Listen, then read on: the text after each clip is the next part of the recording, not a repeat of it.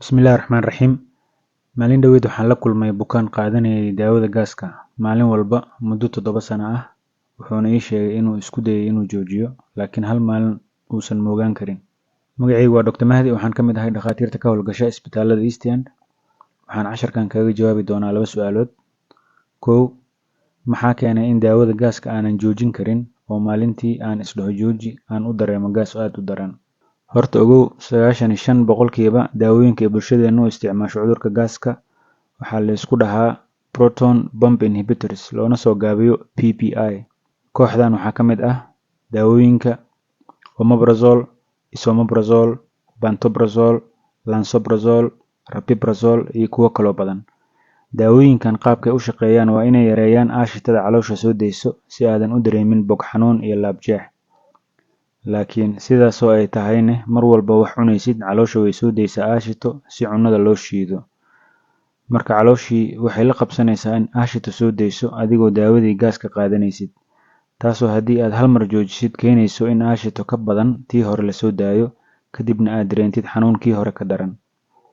Taasoo kugu qasbaya inaad daawadii sii wadid, ciladan oo loo yaqaano rebound acid hypersecretion ama PPI addiction. Hadday sidaan dhacdo, waa in daawadan jirkaaga looga jaraa sidii daroogada oo kale maadaama aad la qabsatay. Su'aasha labaad waxay leedahay, maxay dhibaato caafimaad darro keeni kartaa haddii aan si joogto ah u qaato daawada gaaska? Daawooyinkan aan kor ku soo xusay waxaa lagu taliyaa in aanan si xiriir ah loo qaadan 8 usbuuc ka badan, laakiin haddii ay dhacdo in qofku qaato bilooyin ama sanooyin, waxaa la xaqiijiyay inay keeni karaan ciladahan. 1. Daciifinta shaqada kelyaha, iyadoo dhaawac gaarsiinayso tubooyinka kelyuhu wax ku filtareeyaan. 2. Wadne qabad, maadaama daawooyinkan ay yareeyaan vitamin C, vitamin B12, macdanta calcium iyo magnesium, kuwaas oo muhiim u ah caafimaadka wadnaha. Sidoo kalena daawooyinkan waxay sare u qaadaan maado loo yaqaano ADMA oo dhaawac gaarsiisa xididada yaryar ee jirka ku jira sida kuwa wadnaha iyo maskaxda.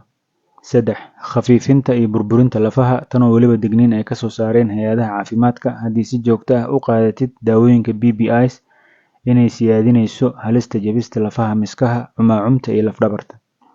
4.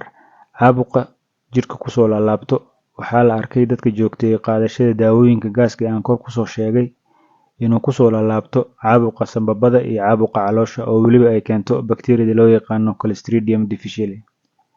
5. Dhiig la'aan, weliba loogu magac daray daawooyinkan loona bixiyay PPI associated anemia. 6. Xasuus yari iyo asaasiqnimo, weliba lagu arko waayeelada haddii ay joogteeyaan qaadashada daawooyinka gaaska. 7.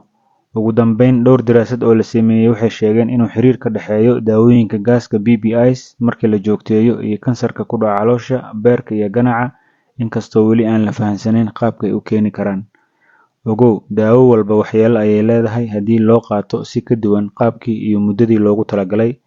Waana mahadsantahay.